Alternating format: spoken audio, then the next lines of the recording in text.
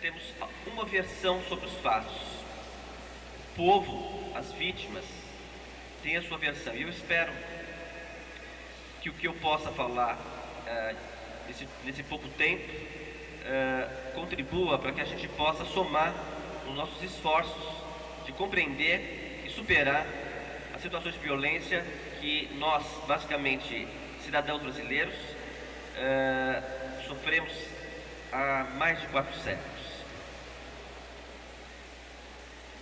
Eu queria começar a minha exposição citando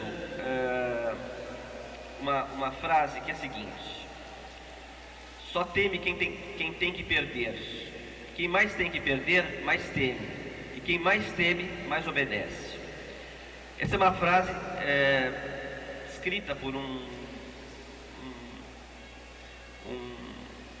colonial português chamado Azeredo Coutinho, autor de um livro que se chama Ensaio Econômico sobre o Progresso de Portugal e suas colônias,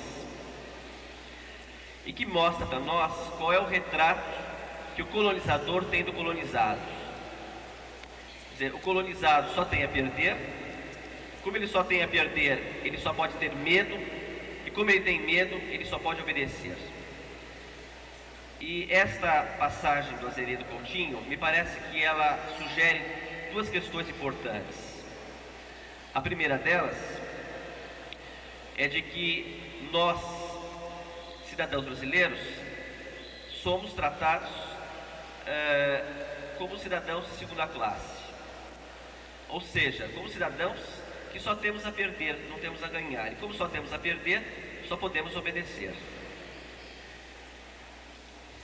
E a segunda sugestão que esta frase me oferece é a ideia de que essa sociedade é uma sociedade extremamente desigual, extremamente diferenciada, uma sociedade extremamente hierarquizada, onde aqueles que se julgam superiores dominam e aqueles que são considerados inferiores obedecem.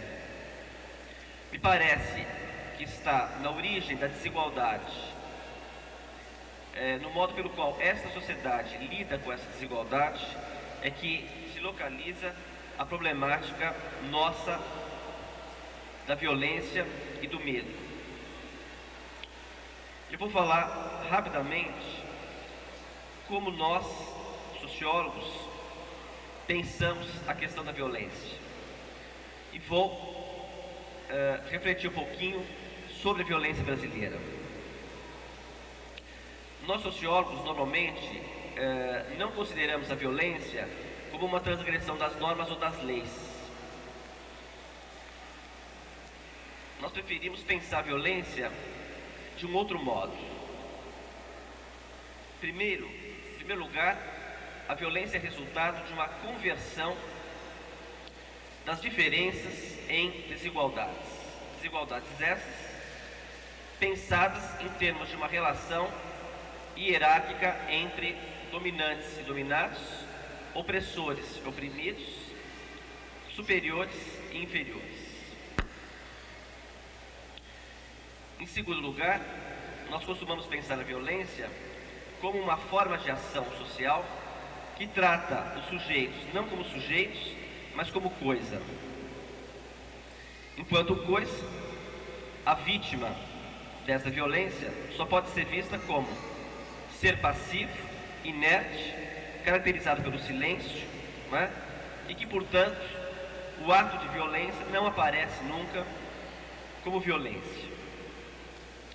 Eu queria aqui sugerir para nós, portanto, que a violência se distingue do que nós poderíamos chamar de poder. Poder é uma capacidade que nasce da associação coletiva e que é capaz de influir nos destinos de uma sociedade. A violência, ao contrário, é uma forma de força que se impõe sobre a maioria de uma sociedade e que faz com que o desejo de uns prevaleça sobre o desejo da maioria. A violência é aquela forma de ação que que visa não anular o outro, suprimir o outro, mas ao contrário, fazer com que o outro subsista como dominado, como oprimido. A história da sociedade brasileira é, nesse sentido, uma história social e política da violência. Há mais de 4 séculos, a imensa maioria da população brasileira é uma população submetida à violência e submetida ao medo, e sujeita, portanto, a uma obediência atroz e perversa. Eu vou relembrar um pouquinho este quadro de desigualdade e vou relembrar, sobretudo, a forma pela qual essa sociedade realiza a conversão das diferenças em desigualdades e coisifica as vítimas da violência. Nós costumamos falar que a família é uma instituição de conforto e de proteção. Certamente, para uma parcela da sociedade brasileira, a família é fonte de proteção e de conforto emocional. Mas seguramente, para a maior parte da população brasileira, a família é uma fonte de perigo. Por que é uma fonte de perigo? Porque nela se dão relações assimétricas de poder. Não é? Relações assimétricas e desiguais e diferentes entre homens e mulheres, entre adultos e crianças. Todos nós sabemos as violências que são perpetradas contra as mulheres na família, em nome da ordem, em nome da organização familiar, em nome do poder masculino. Todos nós também sabemos as violências que são cometidas contra as crianças, em nome da ordem, em nome do funcionamento regular de uma sociedade que se considera adulta e que faz com que os interesses dos adultos prevaleçam e desconheçam os interesses das crianças. O mundo das crianças é considerado um mundo desprezível e, como tal, deve ser assim tratado. Eu podia pensar também numa série de outros espaços da sociedade brasileira onde a violência e o medo se disseminam. Por exemplo, na escola. Não é? É sabido por uma série de estudos brasileiros que a escola brasileira é uma escola que expulsa a criança, ao contrário de acolhê-la. Expulsa por desenvolver toda uma pedagogia e um ensino que nada tem a ver com o universo cultural das suas crianças. Expulsa por considerá-las incapazes, inadequadas e despreparadas para o conhecimento. Expulsa essas crianças por desconhecer o mundo infantil dessas crianças. A escola brasileira é também uma fonte de perigo. Ela é também, fundamentalmente, uma escola onde as relações entre professores e alunos são relações desiguais, relações hierárquicas e relações de dominação. Eu poderia também me referir aqui ao mundo do trabalho. As relações entre patrões e empregados também são relações profundamente desiguais, onde, muitas vezes, para o patrão, o trabalhador é uma mera mercadoria, é uma mera coisa que se presta a pôr em funcionamento a economia. Os direitos dos trabalhadores não são respeitados, o seu direito de associação, a segurança do trabalho, o seu direito a uma vida digna. Essa desigualdade é, portanto, fonte de violência para o trabalhador e fonte de ameaças perenes, ameaças de desemprego, ameaças de perseguições, ameaças de desorganização dos movimentos da classe trabalhadora.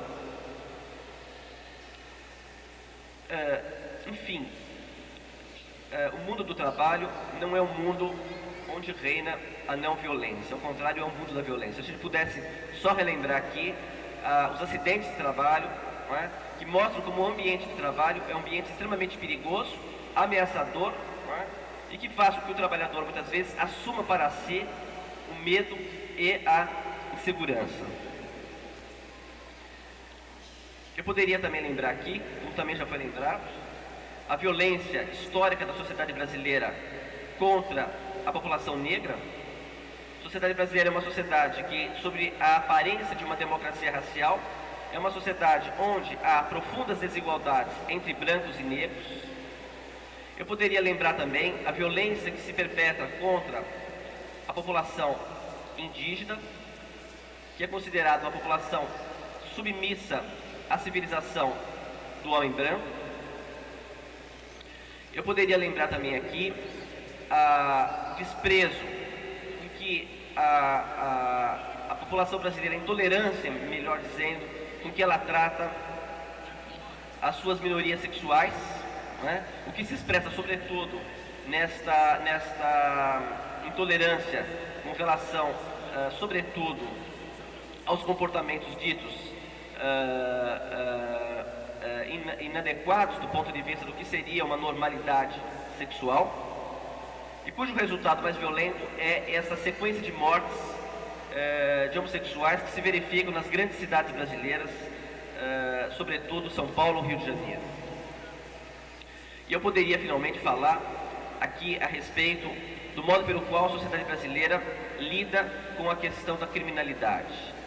Se é verdade que o crime tem se tornado um dos grandes problemas brasileiros, se é verdade que a criminalidade está crescendo, se é verdade que a criminalidade está se tornando cada vez mais violenta, é verdade também que o Estado brasileiro tem se mostrado extremamente incapaz de formular políticas públicas de controle da criminalidade que sejam adequadas e que respeitem o direito das populações, que respeitam o direito de acesso à justiça, tanto das vítimas quanto dos autores de crimes, quanto dos autores da violência criminal.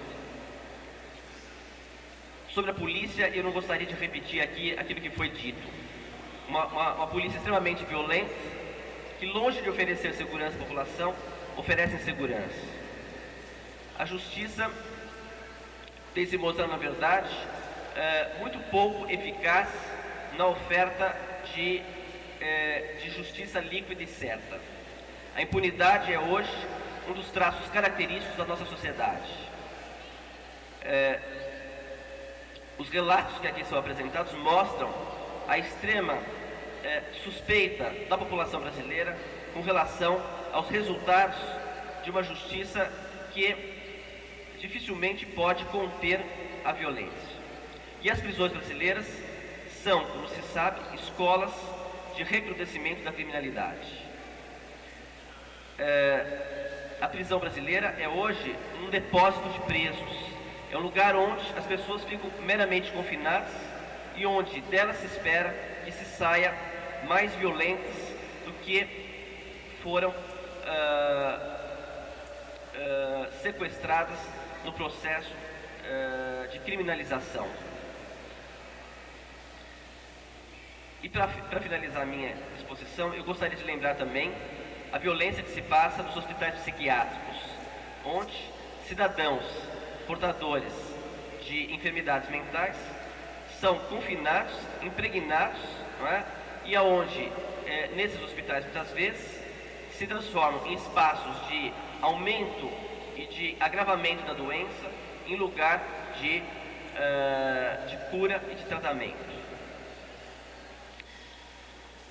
Eu quero fechar aqui minha exposição dizendo que a violência da sociedade brasileira tem muito a ver com o modo pelo qual nós lidamos com as nossas diferenças, com o modo pelo qual nós alargamos o nosso espaço de participação política, democrática, e do modo pelo qual nós enfrentamos os nossos confrontos e as nossas diferenças sociais.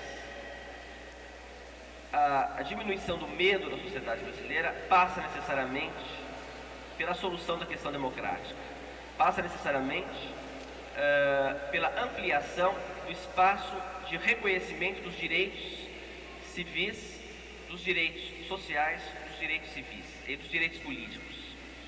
Sem esse reconhecimento afirmado constantemente pelos movimentos de defesa dos direitos humanos, é muito possível que nós continuemos a ter medo. E é muito possível que nós continuemos a obedecer a essa sociedade extremamente injusta, extremamente desigual e que só faz sofrer a maioria da população brasileira. Muito obrigado.